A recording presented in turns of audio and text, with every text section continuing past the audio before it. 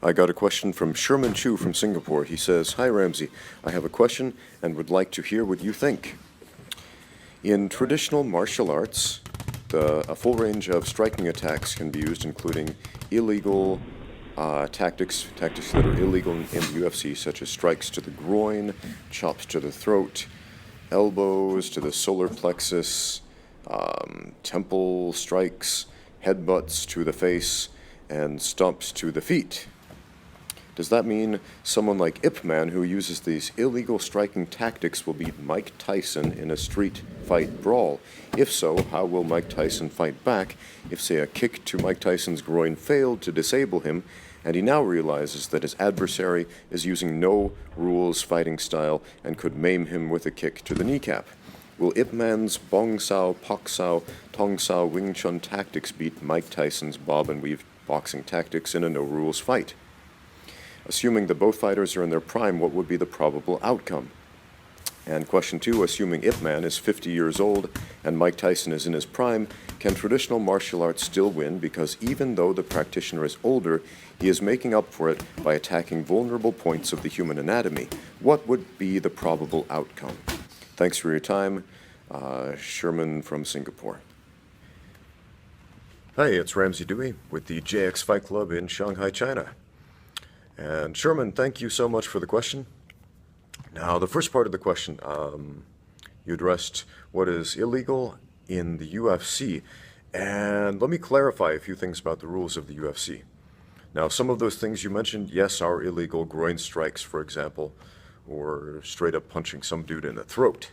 I believe that's still illegal. But just about everything else you mentioned is actually perfectly legal in the sport of mixed martial arts. For example, elbows to the solar plexus. Any style of elbow strike to the body, any type of strike to the body is fine. Okay. Elbows to the solar plexus are legal. Stomping the feet is legal. You can do that in mixed martial arts. You can do that in the UFC. Okay. What else did you mention? Striking the temple, that's legal. Any type of strike to the temple. Outside of a headbutt, you did mention headbutts. Those are illegal, okay? But really everything else you mentioned on that list is legal.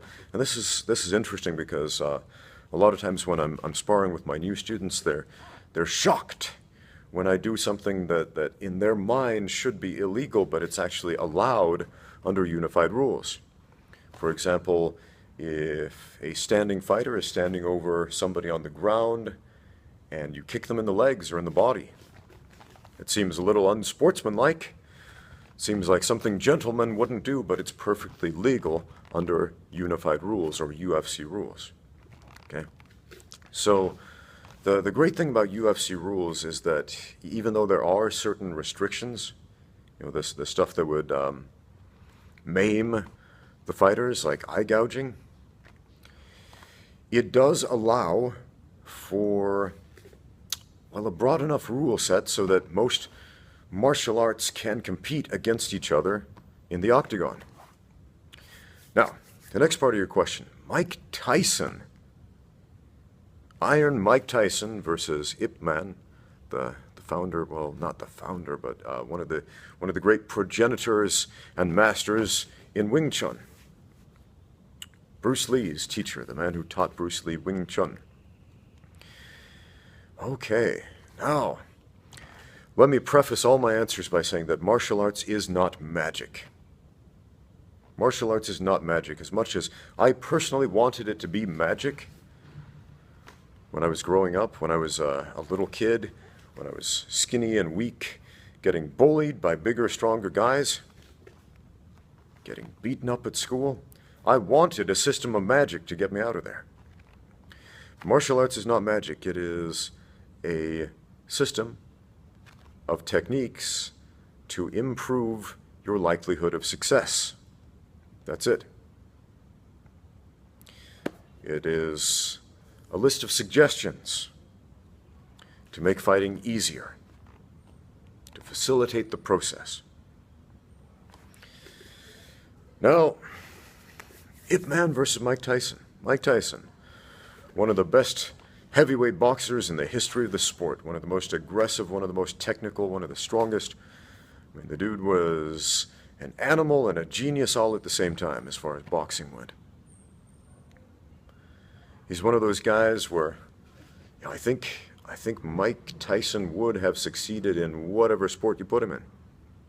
If he trained for mixed martial arts, if that was a thing back in the day, I bet he would have been champion. Bet he would have been UFC champion. Now,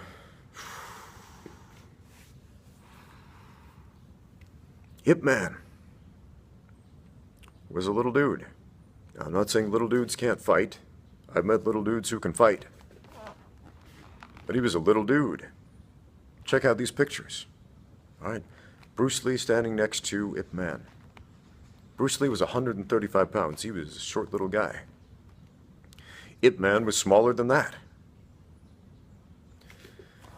Now, I told you guys a story about a master of Tai Chi twin that I met and I sparred with, and he was fantastic. He was really good. He threw me on the ground a bunch of times, caught me with a bunch of submission locks, and he was a little dude. And he was older. He was 80 years old. Guy was super athletic, though. And I gotta say, this old man that I fought, that I sparred with, in a friendly sparring match,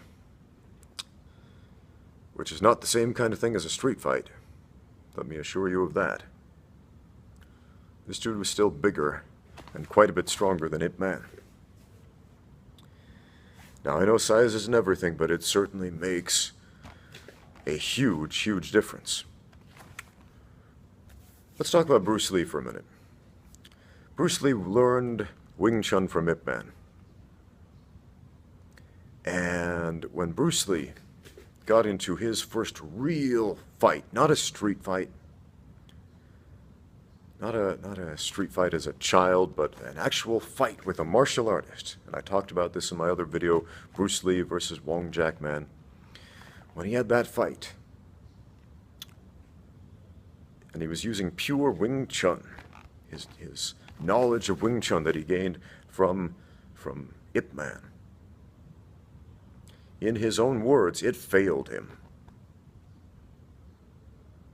It didn't do the job. It failed him when he tried to draw on the classical mess of Wing Chun, as he called it, the classical mess. It didn't work the way it was supposed to work when push came to shove. And Wong Jack Man was not Mike Tyson. Wong Jack Man was not a super athlete. Not even close. He was a traditional martial artist. I'm going to tell you from experience, martial artists are terrible athletes. They absolutely are. And at this point in time, when Bruce Lee, he had that fight with Wong Jack Man, afterwards he was tired. In his own words, he was tired, and he realized he was not athletic enough to do what needed to be done. He wasn't the type of athlete he wanted to be. He wasn't the type of fighter he wanted to be.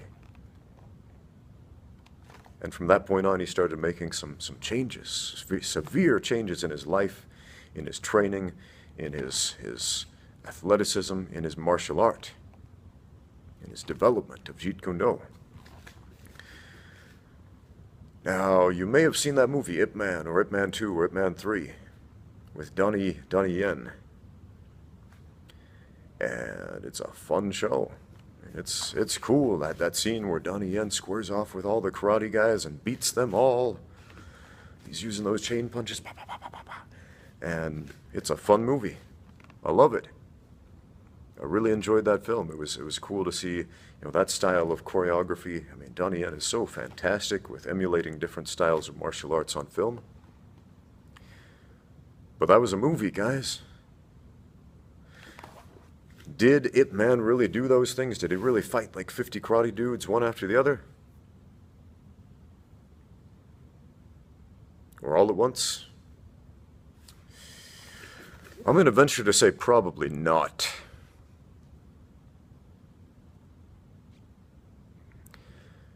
Yeah, movies are often romanticized versions of reality. Every once in a while, you'll have a movie where they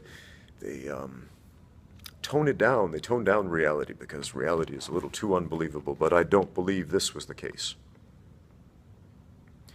Ip Man was a practitioner of Wing Chun. A practitioner of Wing Chun. And I'm very familiar with the syllabus of Wing Chun movement. And I'm going to tell you straight up, there is nothing in the syllabus of Wing Chun movement that takes down Mike Tyson. Especially if you're a little dude.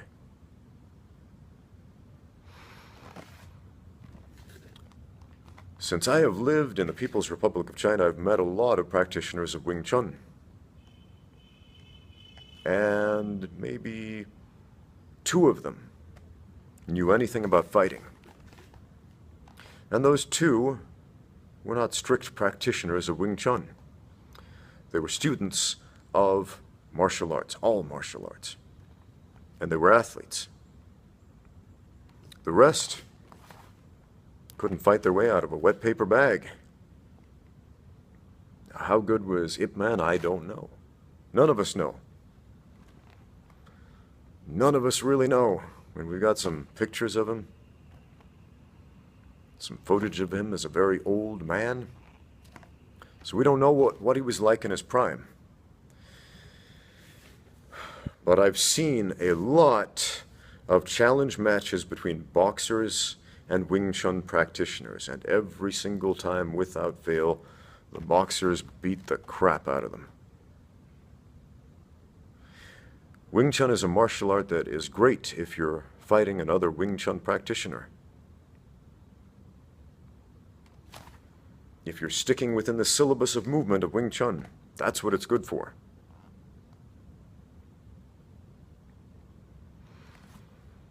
Have I offended you, Wing Chun practitioners of the internet? If so, I'm not sorry, because it's the truth. What's his name? That very outspoken fellow, Master Wong, on the internet. He's got his YouTube channel. He's super intense. He swears up and down the Wing Chun's like the greatest thing ever, and has all these videos about Wing Chun, how Wing Chun beats boxing, how Wing Chun beats MMA, how Wing Chun beats everything, because it's the best thing ever. I don't know. I don't know what kind of athlete this guy is. He's a great character, though. Very fun character to watch on YouTube. But if we're looking strictly at the syllabus of movement from Wing Chun, yeah, that's going to fail you. It's going to fail you miserably against a good boxer, let alone a world-class boxer like Mike Tyson in his prime. Take a look, guys. Take a look.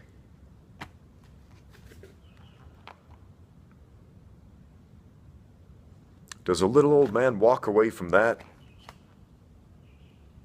No. No. Man, Mike Tyson, a lot of us remember him as being this brute, as being this dude who was just mean in the ring. Watch him from a technical perspective. That man was a technical genius. Few were better. Very few humans on this planet who put on the gloves and stepped in the ring were better at what he did than him.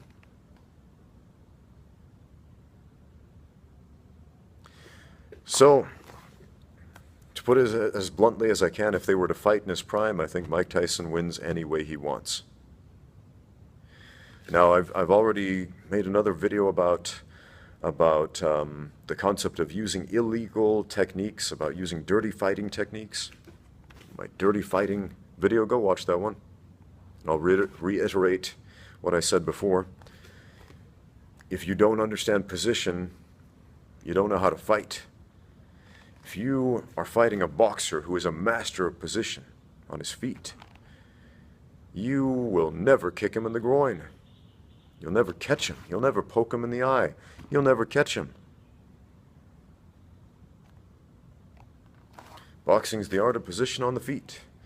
And rule number 1 of all fighting, besides protect yourself at all times, is this: position first, then attack. Position first, then attack. I tell you what, the syllabus of Wing Chun movement puts you out of position at anybody intelligently seeking an angle on you, which every boxer, every kickboxer, every MMA fighter worth their salt will do. So if you take away the rules, you're just making that fight much, much more dangerous for you. So if you take away the rules with Mike Tyson, man, with the rules, he chewed a man's ear off. Imagine what he would do if you took him away. You don't want that fight, my friends. Anyway, that's my opinion. It'll never happen, but that's my opinion. Thanks for the question. Keep them coming. Get out there and train, guys.